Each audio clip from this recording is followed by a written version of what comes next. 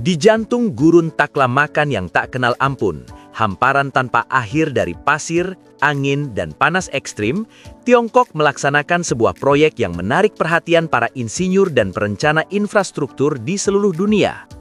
Di salah satu lingkungan paling keras di planet ini, mereka membangun jaringan kereta api yang membentang lebih dari 2.000 km, membelah lautan pasir yang terus bergerak.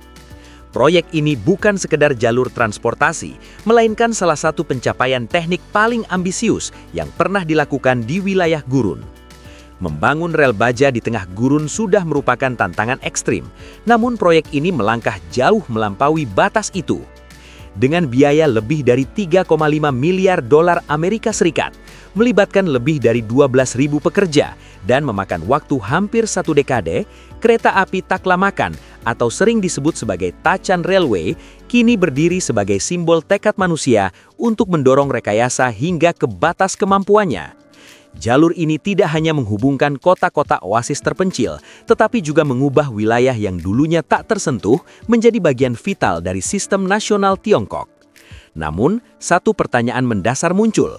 Bagaimana mungkin menancapkan jalur rel di atas lautan pasir yang hidup dan terus bergeser? Untuk menjawabnya, kita harus melihat ke barat laut Tiongkok, ke wilayah Xinjiang di cekungan Tarim. Selama beberapa dekade, kawasan ini tampak seperti ruang kosong di peta nasional. Terpencil, luas, dan nyaris tak dapat dihuni, wilayah ini diapit oleh dua rangkaian pegunungan besar yang mengelilingi Gurun Taklamakan, sebuah bentang alam seluas lebih dari 127.000 mil persegi.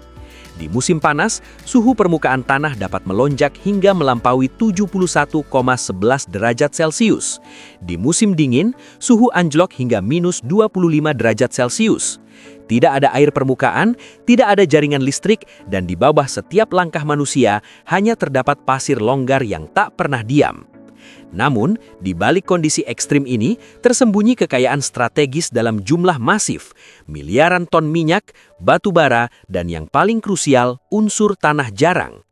Material ini menjadi fondasi teknologi modern, dari elektronik canggih hingga sistem energi bersih. Untuk mengakses sumber daya tersebut, Tiongkok dihadapkan dengan kenyataan yang keras. Tidak ada alternatif selain melakukan sesuatu yang sebelumnya dianggap mustahil, membangun jalur kereta api melintasi gurun. Dari kebutuhan inilah lahir jalur kereta api Hotan Ruoqiang, lintasan sepanjang 890 km yang menjadi bagian penting dari Taklamakan Desert Loop. Sistem kereta api melingkar ini membentang sejauh 2.685 km di sepanjang tepi selatan gurun, menghubungkan titik-titik strategis yang sebelumnya terisolasi. Saat selesai dibangun pada Juni 2022, jalur ini resmi menjadi jalur kereta api terpanjang di dunia yang dibangun sepenuhnya di lingkungan gurun. Tahap awal konstruksi dimulai dengan operasi besar-besaran. Ratusan bulldozer dikerahkan untuk meratakan bukit-bukit pasir, memangkas gundukan tinggi, dan memindahkan miliaran ton pasir ke area yang lebih rendah. Tujuannya sederhana, namun krusial, menciptakan permukaan kerja yang rata, seimbang, dan cukup stabil untuk menopang mesin konstruksi berat tanpa risiko runtuh. Setiap meter jalur diawasi secara ketat. Para surveyor memeriksa ketinggian dan kemiringan tanah secara terus-menerus untuk memastikan keseragaman di sepanjang bentangan gurun terbuka. Sistem konveyor digunakan untuk memindahkan pasir berlebih menjauh dari zona kerja, sementara mesin pemadat menekan lapisan atas pasir dengan presisi tinggi, membentuk lapisan awal yang bisa dikendalikan. Namun, meratakan pasir saja tidak cukup. Tantangan utama berikutnya adalah stabilisasi. Para insinyur menemukan bahwa air, sumber daya yang paling langka di wilayah ini, menjadi kunci. Dengan menyuntikkan air ke permukaan pasir yang gembur, butiran pasir dapat saling mengikat, menciptakan lapisan yang lebih padat dan kohesif. Menggunakan lengan penyiram panjang dan jaringan pipa bawah tanah, air tanah disemprotkan secara terkontrol ke area konstruksi, memungkinkan kelembaban meresap hingga beberapa inci ke dalam pasir. Setelah tingkat kelembaban yang tepat dicapai, mesin pemadat berat kembali dikerahkan. Drum baja raksasa berguling tanpa henti, menghasilkan gemuruh yang menggema di seluruh gurun.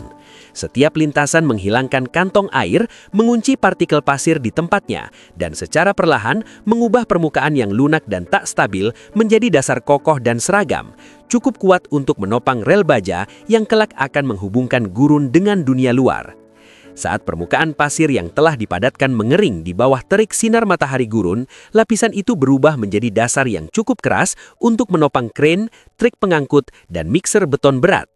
Di tengah lanskap tanpa batu dan tanah alami, sebuah fondasi kokoh berhasil diciptakan hanya dari pasir dan air, sebuah solusi sederhana untuk tantangan yang ekstrim.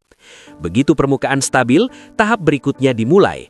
Para pekerja menyebarkan lapisan dasar tanah di atas pasir yang telah distabilkan. Truk pengangkut menuangkan tanah berwarna kemerahan yang kemudian diratakan oleh buldoser di sepanjang jalur konstruksi. Lapisan tambahan ini memberi tekanan ke bawah, memperkuat pasir di bawahnya, dan mencegah pergeseran akibat panas, vibrasi, maupun beban dinamis. Setiap segmen diratakan dan dipadatkan dengan presisi, membentuk dasar padat yang cukup kuat untuk menopang fase awal pembangunan rel di tengah gurun. Saat matahari tenggelam di balik pegunungan Kunlun, deretan pilar yang tampak tak berujung membentang hingga ke Cakrawala. Kerangka baja dan beton yang berdiri kokoh tak tergoyahkan oleh angin dan waktu. Di atas pilar-pilar ini, ribuan balok kotak beton prategang diangkat ke posisinya menggunakan derek perayap berat atau gantry yang dapat meluncurkan diri sendiri. Setiap balok memiliki panjang lebih dari 30,38 meter dan berat mencapai ratusan ton. Balok-balok ini diangkut menggunakan gerbong kereta khusus dan dipasang satu persatu di atas dermaga jembatan. Para insinyur kemudian menyelaraskan setiap balok dengan presisi laser, menjaga toleransi hanya dalam hitungan milimeter. Setelah bentang jembatan terpasang dengan aman, pelat dek jembatan dituangkan di tempat atau panel beton pracetak dipasang, membentuk permukaan halus yang kelak menjadi landasan rel kereta api. Setiap bentang jembatan dirancang dengan jarak yang memungkinkan angin berhembus bebas di bawahnya. Aliran udara alami ini membawa pasir yang tertiup angin menjauh dari struktur, mencegah rel terkubur. Hasilnya, lebih dari 65% jalur kereta api Hotan Ruochiang, sekitar 310 mil, membentang di atas jembatan layang yang ditinggikan. Dari udara, jalur ini tampak seperti pita perak yang memotong lautan emas, sebuah monumen hidup bagi kecerdasan dan ketekunan manusia di salah satu lingkungan paling keras di bumi. Tahap berikutnya adalah pemasangan bantalan rel atau pengikat rel. Blok-blok beton ini ditempatkan secara merata di sepanjang dasar jalur untuk menahan rel baja dan mendistribusikan beban kereta yang melintas. Para pekerja menyelaraskan setiap bantalan dengan presisi tinggi, lalu menggunakan rangka pengangkat untuk menurunkan rel ke atasnya. Setelah dikencangkan, bantalan ini menjaga jalur tetap lurus dan stabil, mencegah pergeseran atau deformasi di bawah beban berat. Rel baja sepanjang lebih dari 80 meter kemudian diangkat ke tempatnya menggunakan derek khusus. Setiap segmen diselaraskan secara cermat di sepanjang garis tengah jalur. Sambungan dan celah diatur untuk memungkinkan pemuaian termal di bawah panas gurun sebelum klip pengikat dikencangkan untuk mengunci rel ke dasar beton. Seluruh proses ini berlangsung selama 11 bulan kerja tanpa henti, hingga ratusan mil rel berhasil terbentang melintasi gurun. Dengan struktur utama selesai, jalur memasuki fase pengujian intensif. Kereta teknik berjalan bolak-balik di sepanjang rute, mengukur penurunan, getaran, suhu rel, dan respons terhadap angin kencang. Uji beban dilakukan menggunakan rangkaian kereta dengan bobot ribuan ton. Hasilnya menunjukkan penyimpangan elevasi hanya beberapa milimeter, bahkan setelah ratusan siklus pengujian. Berkat desain jalur yang ditinggikan dan aliran udara alami di bawah jembatan layang, pasir tidak pernah menumpuk di atas rel. Seluruh sistem kemudian dipantau secara real-time melalui jaringan sensor IoT dan kamera bertenaga surya. Data operasional dari setiap bagian jalur mengalir ke pusat kendali, memastikan bahwa kereta api ini dapat beroperasi dengan aman dan andal, bahkan di jantung gurun Taklamakan. Setelah 6 bulan pengujian ketat, jalur kereta api Hotan Ruochiang resmi dibuka pada Juni 2022. Dengan peresmian ini, sistem jalur melingkar sepanjang 1.685 km yang mengelilingi gurun Taklamakan akhirnya lengkap. Sebuah proyek yang tidak hanya menutup celah geografis, tetapi juga menandai babak baru dalam sejarah rekayasa transportasi di lingkungan ekstrim. Di Amerika Serikat, sebagian besar jalur kereta api masih dibangun menggunakan metode tradisional. Rel diletakkan di atas lapisan tebal batu pecah yang dikenal sebagai balast. Material yang tampak sederhana ini memegang peranan penting, mendistribusikan berat kereta, menjaga stabilitas struktur rel, serta memungkinkan air hujan mengalir menjauh dari dasar jalur. 1 mil jalur kereta api membutuhkan hampir 3.500 ton balast, sekitar 7 juta pound batu. Balast dituang dari gerbong hopper khusus dan diratakan menggunakan mesin pengatur balast. Mesin ini dilengkapi bilah perajak, sikat berputar, dan kotak perataan yang dipandu oleh sistem laser. Versi modern yang diproduksi oleh perusahaan seperti Placer dan Harsco mampu beroperasi dengan intervensi manusia yang minimal, secara otomatis menyesuaikan ketinggian dan kemiringan jalur dalam hitungan menit. Setelah balas diratakan secara kasar, kru konstruksi beralih ke salah satu tahap paling krusial, yaitu pemasangan bantalan rel. Komponen ini menentukan dan mengunci keselarasan akhir dari seluruh jalur kereta api. Dalam proyek modern, proses ini hampir sepenuhnya dilakukan oleh mesin pemasang bantalan rel otomatis. Menggunakan penjepit hidrolik yang kuat, mesin ini mengangkat bantalan rel, masing-masing berbobot antara 600 hingga 700 pound dan menempatkannya secara presisi sesuai titik yang telah ditentukan. Dengan jarak sekitar 2 kaki antar bantalan, satu mesin mampu memasang lebih dari 2.000 bantalan dalam satu shift dengan tingkat akurasi yang nyaris perfect. Bantalan rel sendiri tersedia dalam berbagai material.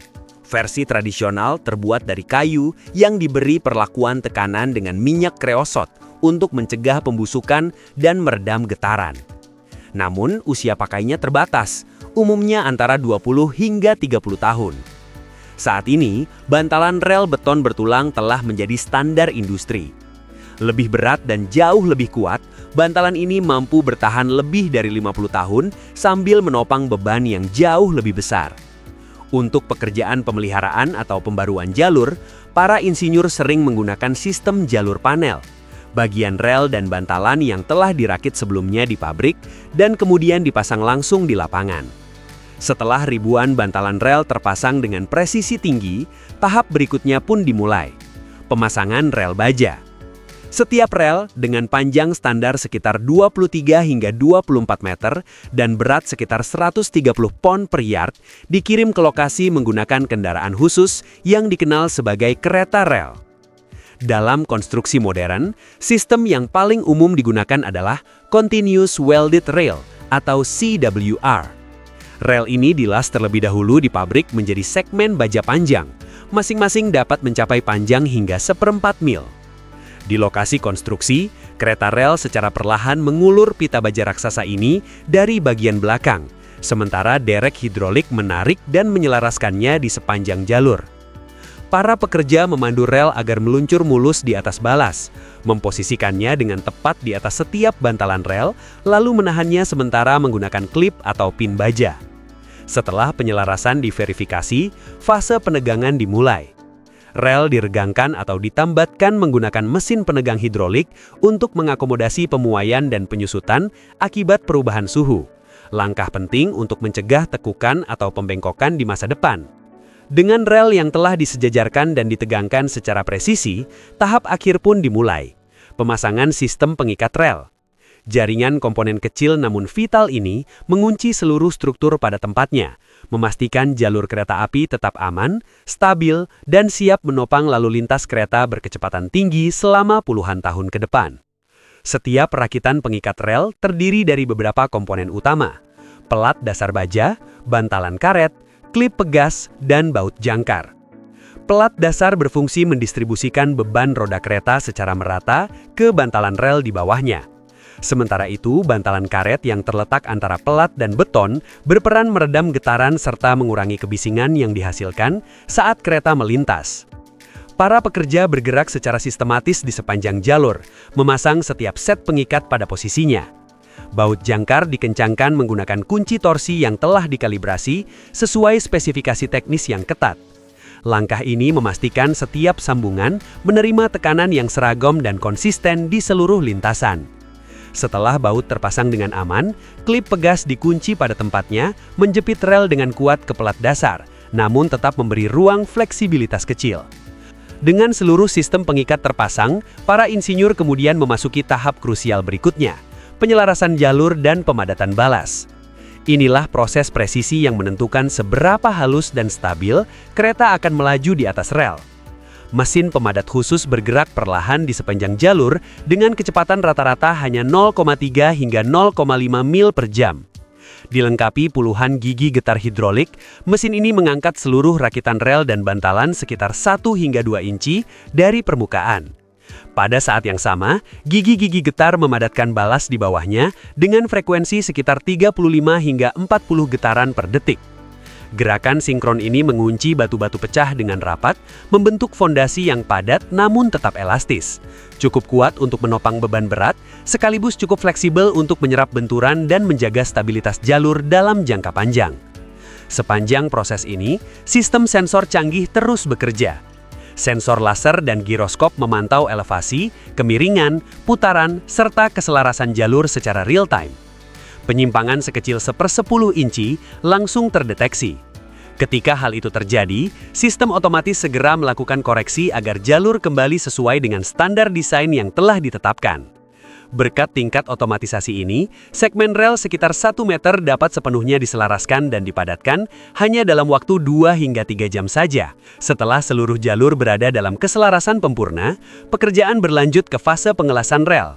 2 teknik utama digunakan, pengelasan flashbatt dan pengelasan aluminotermik. Dalam pengelasan flashbatt, kedua ujung rel dijepit dengan kuat oleh mesin las elektrik. Arus berdaya tinggi dialirkan melalui sambungan, memanaskan baja hingga hampir 1482 derajat Celcius. Pada suhu ini, baja melunak, meleleh, dan menyatu menjadi satu rel kontinu tanpa sambungan. Di lokasi yang lebih sempit atau terpencil, di mana akses alat berat terbatas, insinyur menggunakan pengelasan aluminotermik. Pada metode ini, campuran bubuk aluminium dan oksida ferum dinyalakan di dalam cetakan besi cor. Reaksi eksotermit yang terjadi menghasilkan suhu ekstrim, mencapai sekitar 2481 derajat Celcius. Cukup panas untuk mencairkan baja dan mengisi celah di antara ujung rel. Setelah metal cair dingin dan mengeras, material berlebih dipotong. Sambungan kemudian dipoles menggunakan mesin gerinda rel presisi tinggi, menghilangkan tonjolan atau ketidakaturan permukaan. Hasil akhirnya adalah jalur rel yang halus, kuat, dan hampir tanpa sambungan. Dengan ini Anda telah menyusuri keseluruhan proses pemasangan rel yang diterapkan di Amerika Serikat dan Tiongkok. 2 pendekatan berbeda untuk tantangan yang sama. Sekarang pertanyaannya terbuka, pendekatan mana yang menurut Anda lebih cerdas dan lebih praktis untuk masa depan transportasi kereta api? Bagikan pendapat Anda di kolom komentar di bawah ini. Jangan lupa untuk like, subscribe, dan aktifkan notifikasi pada video ini agar tetap mendapatkan informasi tentang perkembangan terbaru dalam perubahan tatanan dunia yang sedang berlangsung. Terima kasih telah menonton, dan sampai jumpa di video